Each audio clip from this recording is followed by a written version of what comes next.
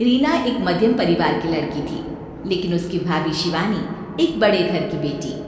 शिवानी की शादी अभिषेक से लव मैरिज थी। अरे भाभी, ये कितना अच्छा सूट पहना है आपने। काश ऐसा मैं भी पहन पाती। अरे क्यों नहीं रीना, वैसे भी तुम्हारा और मेरा नाम तो एक ही है, जब मन करे पहन लेना। भाभी, आपको आपके पापा ने कितने अच्छे कपड़े गहने दिए हैं। मैं उनकी इकलौती बेटी जो हूँ। बेटी तो मैं भी इकलौती हूँ, लेकिन क्या करें, पापा है नहीं, पता नहीं कैसे होगी मेरी शादी। तभी वहाँ शिवानी की सास आ जाती है। अरे क्यों नहीं करेगा भाई तेरी शादी धूमधाम से, आखिर जिम्मेदारी है तो उसकी। और वो दिन भी आ जाता है जब रीना की शादी तय हो जाती है। अभिषेक, क्या हुआ? आप इतने परेशान तो कभी नहीं दिखे। कोई बात है तो बताइए मुझे। अरे शिवानी, वैसे तो शादी का सारा इंतज़ाम हो गया है, लेकिन गहनों का रेट तो आसमान छू रहा है। कैसे क्या करूं, कुछ समझ में ही नहीं आ रहा।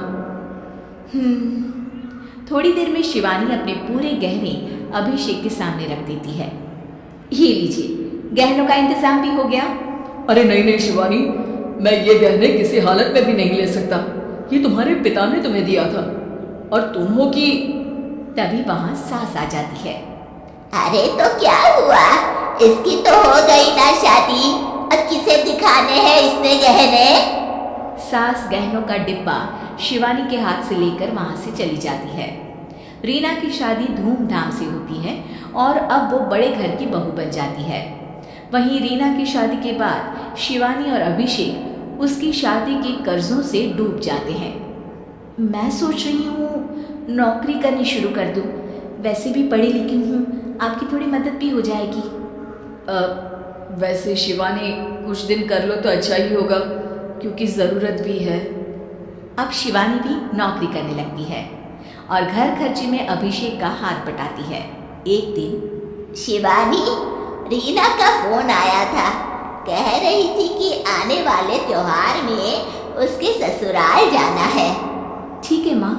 अरे ठीक तो है, लेकिन एक काम कर लेना, उसके सास ससुर से लेकर पूरे खानदान के कपड़े मिठाइयाँ सब ले आना, और हो सके तो रीना के लिए छोटे से कान में पहनने के बूंदे भी। और क्या है ना, शादी में उसे सारी बड़ी बड़ी कान की ज्वेलरी दी थी, घर में पहनने के लिए तो उसके पास कुछ भी नहीं है। शिवानी सोच में पड़ जाती है कि वो क्या करे, क्योंकि कर्जों और घर के खर्चों के बाद तो पैसे बचते ही नहीं थे। शिवानी फिर अपने पिता को फोन करती है और उनसे पैसे मांगती है। देखो शिवानी, मैंने तुम्हें शादी के वक्त ही मना किया था कि ऐसे घर में शादी करनी ही नहीं चाहिए। अरे अभिषेक को शर्म आनी चाहिए जो ससुराल से पैसे मंगवा रहा है। शिवानी को पिता की बात पर गुस्सा आ जाता है। आप मेरे पिताजी हैं और मैं परेशान थी इसलिए आपसे मदद की उम्मीद की पापा। अभिषेक को तो पता भी नहीं है कि मैंने आपसे पैसे मांगे हैं। शिवानी सोचती है कि वो अभिषेक से बात करे, लेकिन फिर उसे लगता है कि वो टेंशन ले लेगा। तभी शिवानी की नज़र हाथ के कंगन पर पड़ती है, सीधे बाजार जाती है और उसे बेचकर ननद के घर ले जाने का सारा सामान लेकर आती है और सास के सामने रख देती है। हाँ ठीक है, लेकिन फल थोड़े और अच्छी क्वालिटी के होने चाहिए थे। शिवानी कुछ नहीं कहती, वहाँ से चली जाती है। एक दिन शिवानी, रीना का फोन आया था, बहुत रो रही थी। क्यों माँ, क्या हुआ? सब ठीक तो है ना उसके ससुराल में? अरे तूने तो उसकी नाक ही कटवा दी। अब मैंने क्या कर दिया माँ? कह रही थी कि बड़े घर की बहू है भाभी, जो कपड़े दिए वो ब्रांडेड भी नहीं थे। तू तो जानती है ना उन लोगों का पहनावा कितना अच्छा है।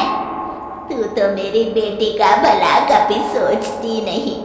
हाय भगवान, अरे बड़े घर की बहू है, इसी बात की जलन है ना तुझे, लेकिन याद रख मेरी बेटी का सोचने के लिए भगवान है, तुम लोग कभी उसका बुरा नहीं कर पाओगे।